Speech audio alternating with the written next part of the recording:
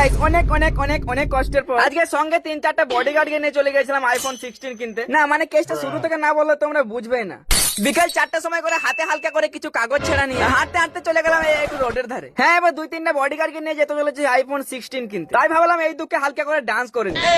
Siga moviendo la mata, movete machita, movete machita. আর guys Durgapur ব্যারাজে হালকা করে কাজ চলছে। না মানে আমি বলতে চাইছি কাজটা আমার কন্টাক্টে আছে তো, তাই কাজটা দেখাশোনা করতে করতে পৌঁছে গেলাম জনসন মলে। চলো চলো ভেতরে ঢুকি। আর গাইস আমরা একা না, আমার সঙ্গে আরো 3টে বডিগার্ড ছিল। হ্যাঁ তাই এরা এই টাকাগুলো গোনাগুনি করছিল, কিন্তু এদিকে আমার বুকটা ফেটে যাচ্ছিল। কত কষ্ট করে জমিয়েছিলাম আজকে সব কষ্ট হলো কিছু করার নাই। হাতে টাকা নিয়ে ঢুকে গেলাম সবজি মার্কেট, সরি মানে এখানে আইফোন আছে। তো প্রথমে হালকা করে ডেমো ফোন নাড়াচাড়া করে দেখে নিলাম আমার হাতে কেমন মানাচ্ছে। আর গাইস কোন কালার ফোন নেবো কোনটা নেবো সবকিছু তো দেখাশোনাই আছে। তাই আর কি বেশি দেরি না করে এক বুক কষ্ট নিয়ে পেমেন্টটা করেই দিলাম। হ্যাঁ তোমরা এখন ভাবছো ফোনটার দাম কত? হ্যাঁ এটা তো আইফোন 16 আর আমি নিয়েছি 256 জিবি। তাই আর কি এই ফোনটার দাম 85,000 টাকা।